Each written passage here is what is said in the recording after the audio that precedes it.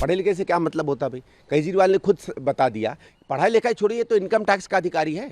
इसने तो संविधान की कस्में खाई हैं, तो संविधान में जानता है, और तो पूरी ज़िंदगी दिल्ली में रहा, इसने कहीं काम तो किया नहीं है। कभी कभी आपने देखा होगा ना, वो एक जो बच्चा होता है ना घर में, बेकार में रोता है, मम्मी मम्मी मम्मी मुझे ये नहीं मिला, मम्मी मुझे वो नहीं मिला, और जो कहा जाता है ना हिंदी में कि अंग्रेजी का एक है कि bad carpenter always blames his tools, कि ये ख़राब बढ़ई जो है हमेशा अपने औजारों पर उंगली उठाता है, वो काम नहीं कर पाता है। उस समय अलग था, उस समय ये नहीं शायद लोगों को पता था कि एक मक्कारी का एक उदाहरण बन के ही व्यक्ति निकलेगा और इतना झूठा निकलेगा। हमारी पार्टी में लोगों को समझ में आता था, ठीक है कांग्रेस के विरोध में है, लेकिन कुछ ये बातें ऐसी कर रहा जो अपने में ठीक होंगी, इसलिए उस समय समर्थन दिया था। वो तो बाद में इसकी परतें खुली, तब पता चला कि इसका सही रूप क्या है। जिन चीज़ों के लिए अरविंद केजरीवाल बार बार मोदी पर उंगली उठाते हैं कि वो मुद्दों से भटकते हैं, मुद्दों पे चर्चा नहीं करते हैं, वो सारे की सारी उस पर अप्लाई करती है। देखिए, एक ज़माना था जब हम लोगों को लगता था कि दिल्ली को पूरे राज्य का दर्जा मिलना चाहिए, लेकिन जब अपना अनुभव हुआ दिल्ली का और कुछ समय से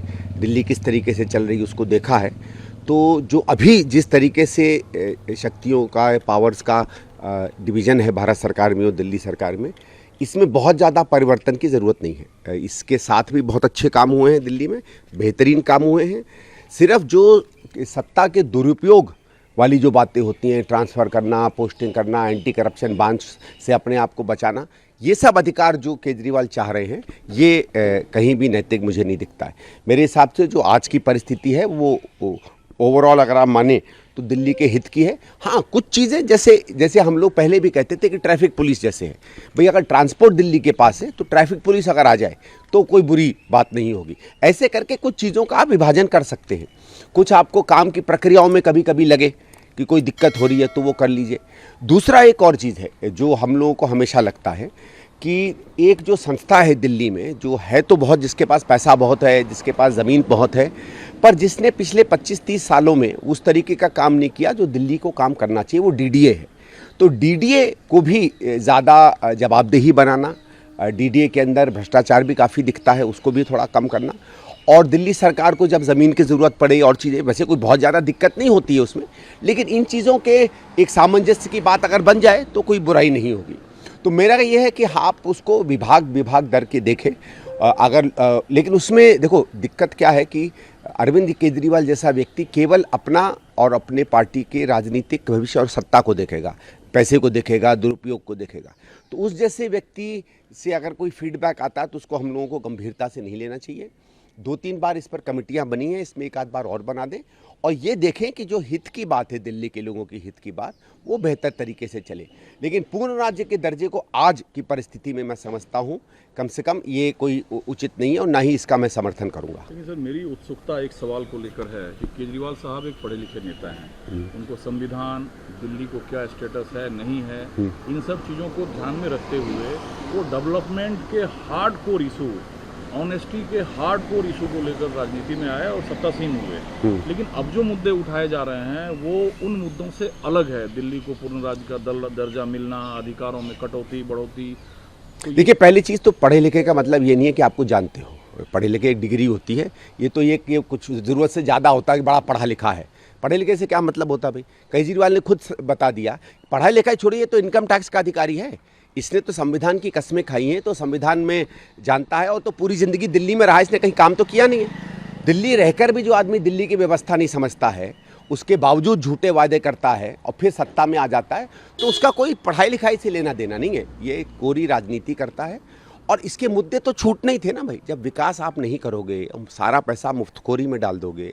आज 70,000 करोड़ का लॉस जल बोर्ड में हो रहा है, 45-50 हज़ार करोड़ का लॉस हो गया है आज डीटीसी में, और वो तो ये इलेक्ट्रिक बसेज जो हैं, जो भारत सरकार इनको मुहैया करवा रहा है, ये ना मिले तो और बुरी हालत हो जाए दिल्ली के ट्रांसपोर्ट की।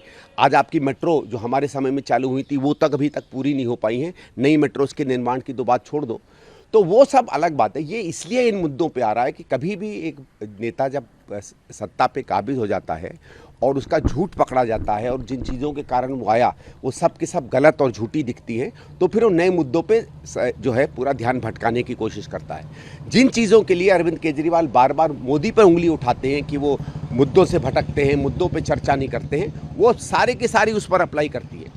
उसने अपनी असेंबली में कहा कि नरेंद्र मोदी ने मणिपुर पे चर्चा नहीं की। ये बात तो कांग्रेस ने उठाई थी, हमारे लोग गए थे मणिपुर, राहुल जी वहाँ गए थे।